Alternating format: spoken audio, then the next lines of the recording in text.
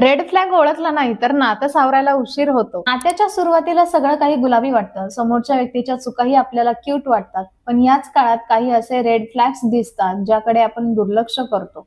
जर तुम्हाला तुमच्या जोडीदारामध्ये हे 3 रेड फ्लॅग्स दिसत असतील तर आत्ताच सावध व्हा. नंबर 1, नियंत्रण ठेवणे.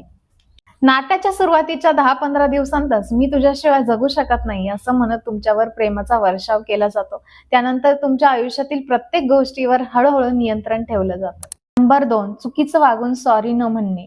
स्वतःची चूक असतानाही ती मान्य न करणे, उलट तुझ्यामुळेच मला राग आला, तू तसं केलं नसतंस तर मी असं वागलो नसतं, असं म्हणत तुमच्यावरच खापर फोडणे, यालाच गॅस लाइटिंग म्हणतात. समोरची व्यक्ती कधीच स्वतःची जबाबदारी घेत नाही. अशा नात्यात तुम्ही नेहमी स्वतःलाच दोषी मानू लागता आणि तुमचा आत्मसन्मान संपून जातो. नंबर 3, तुमची प्रगती बघून अस्वस्थ होणे. जेव्हा तुम्हाला ऑफिसमध्ये प्रमोशन मिळतं किंवा तुम्ही तुमच्या आयुष्यामध्ये काहीतरी चांगलं साध्य करता, अशा वेळेस तुमचा जोडीदार तुमच्या आनंदामध्ये सहभागी होण्याऐवजी चिडचिड करतो.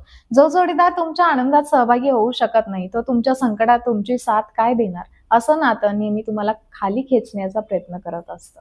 माणसाचा स्वभाव बदलणं कठीण असतं. जर सुरुवातीलाच तुम्हाला असुरक्षित वाटत असेल तर ते नातं पुढे जाऊन प्रॉब्लेमॅटिक होणार आहे. तुमचा जोडीदार बदलेल या आशेवर राहण्यापेक्षा आज जे दिसतंय त्यावर विश्वास ठेवा. चुकीच्या माणसासोबत राहून आयुष्य वाया घालवण्यापेक्षा योग्य वेळी त्या नात्यातून बाहेर पडा. तुम्हाला जर हा व्हिडिओ आवडला असेल तर लाईक करा, तुमच्या मित्रमैत्रिणींना पाठवा आणि आपल्या चॅनलला सबस्क्राईब करायला विसरू नका.